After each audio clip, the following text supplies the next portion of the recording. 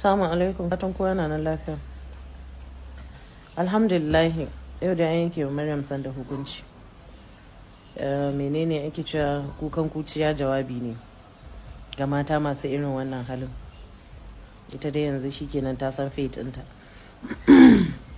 Allah ya ji kanshi shi kuma da rahama. Allah ya sa ita ma ya zamanto ya ake cewa hanyarta na shiga aljanna kenan. To, wani menene hanzari ba gudu ba.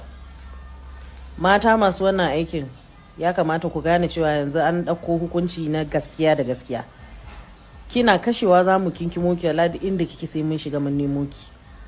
Aje a kawo ki. Wannan lauya na tabbatar ya san me yake yi tunda yayi wannan aikin. Mazan nan mu ma muna son su. Kuna kashe su ɗauki ɗaiɗai in suka kare mu da za mu yi rayuwa kenan. Yanzu ana wannan na jan cewa ta ma amalin fashi ta kashe miji. To ina kuke so mu saka mu ne? In baki so ki bar gidan, masu so sai su dauka. Ko makotanki ma zaki ga kahin ki motsa ki wani kila kafin ki kai gida ma ya samu mata aure. So in baki so ki ba sai kin kashe ba. Mu muna so. Dan Allah a daina kashe mana mazaje. Can wurin farare sun zo suna ta jaya yan maza. Da wane za mu ji to?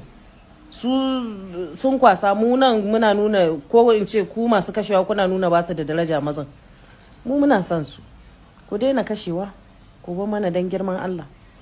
Allah kuma ya shirye mu baki daya. Allah ya sa mu gane, Allah ya raba mu da muguwar kaddara, Allah ya raba mu da wahala. Allah kuma ya ba mu mazaje arziki na albarka.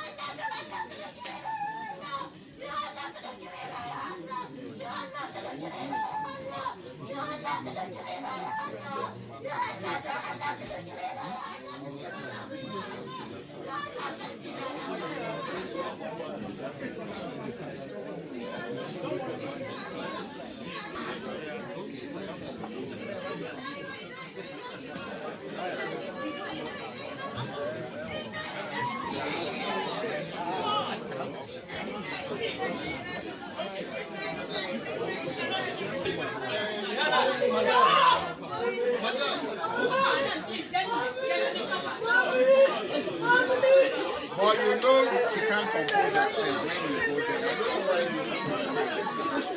it's obvious that once she sees this one, she won't get the transport. There's no emotion and the man will just face it.